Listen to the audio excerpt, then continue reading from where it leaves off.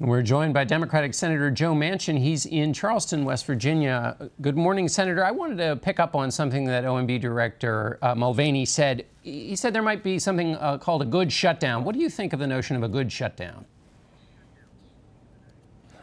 There is no good shutdown. There should not even be the talk of a shutdown. John, basically, we can do a CR, continuing resolution, for 1 day. We can do it for 1 week. We can do it for 1 month. But we should at least stay there and get our job done.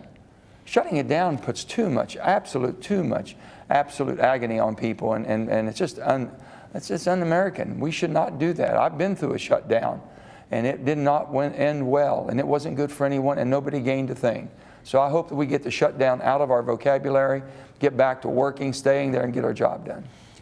Director Mulvaney said that this process that led to the agreement that kept the government open until the fall was a bad process. Some people would look at it and say, well, the Democrats got something and the Republicans got something, and that's not altogether a bad thing when there's bipartisan cooperation. Well, they're just not used to bipartisan cooperation, and it's so far and few in between, they didn't know what to do with it when they got it. Everybody worked on something. We took care of our military and made sure that was a big effort by many people on both sides of the aisle, but the Republican, President Trump pushed that very hard. That was something that was needed, and we did that. There was other things we wanted to protect, basically, the well-being of people, basically, who have been left behind. In my state of West Virginia, a state that's done the heavy lifting for over 100 years, done the mining, provided energy for the country, made the steel, built guns and ships, defend the country. We've done it all. And we've had a lot of challenges lately, especially with the opiate addiction.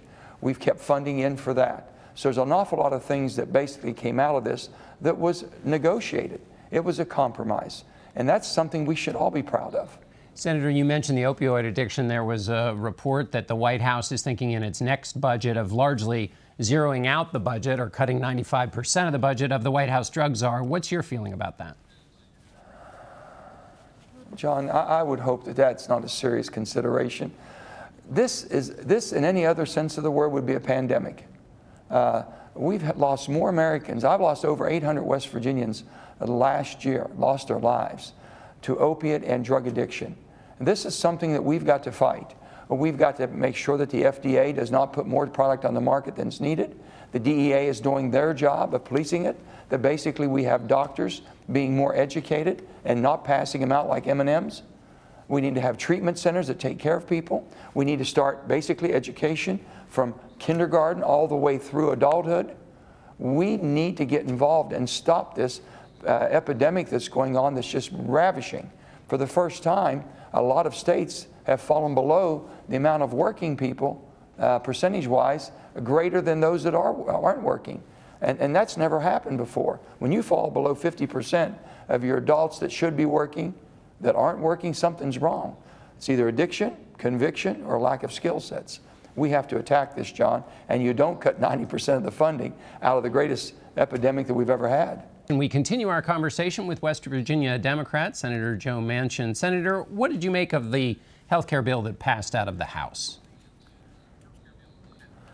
I couldn't believe it. I really couldn't from this standpoint. We are a state, as I mentioned before, that's done a lot of heavy work for this country, heavy lifting, for over 100 years. We have a lot of pre-existing conditions. I have a lot of people that are elderly. Every dynamic and every topography of my state gets absolutely slammed with this piece of legislation. So I said, get rid of the word repeal and start talking about repairing. If they can get rid of the word repeal, John, we can sit down. Democrats and Republicans could work through this. We know that this bill needs to be fixed. The Portable Care Act, there's not a Democrat doesn't realize we need to work on the private market. But you're throwing the baby out with the bathwater, and then you're throwing insult to injury by giving $575 billion tax cut to the wealthiest Americans while you're cutting $880 billion of service to the poorest of Americans. If you want more synergies there, you know, I said this before, John, we have given 20 million people health care they never had, never bought, don't know the value. We never gave them one word of instructions how to use it more effectively, how to use it more efficiently, how to keep themselves healthier, nutritional lifestyles, changing their whole lifestyles, making them more accountable and responsible. There's tremendous savings. We're not trying anything. We're just throwing the baby out with the bathwater in order to give a tax break. I just want to work and sit down and try to get something done, but no one's asked us. I understand that we have 13 Republican senators working on revamping the bill. Our congressional delegation says, don't worry, the Senate will fix it. And no one's asked any Democrat. And I'm the most centrist Democrat willing to work and fix things if people really want to do it. But I can't do it with a threat of shutdown, repeal, throw it out. I want to move on quickly, Senator, to the Intelligence Committee, which you sit on. You've gotten some more information. The CIA has given some briefings. Is there, what's your view on any proof? Have you seen anything that suggests any collusion between the Russians and the Trump campaign?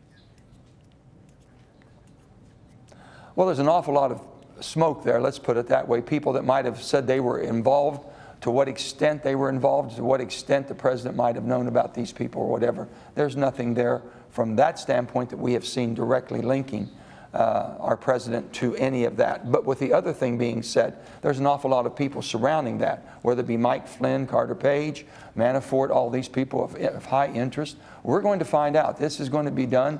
And the Senate, as I said before, is the workhorse of this operation, the Senate Intelligence Committee. When Carter Page says he wants to basically be cooperating, and then all of a sudden we get another strange message saying, well, if you want to know what's going on, check with the Obama or President Obama or his administration. That's not the way to conduct a thorough investigation, to get to the bottom, to see if you had any concerns that we might have of your involvement with the Russians. We know the Russians did everything they could to be involved in our campaign. We know that what they're doing around the world right now, whether it be in France or other parts of the world, they'll do anything they can to disrupt any type of a freedom, if you will, or a democracy, or an involvement where there's an orderly transfer of power. That's not for them. Right. They're going to do what they can. We got to make sure we stop it. All right, Senator Manchin, thank you so much for being with us.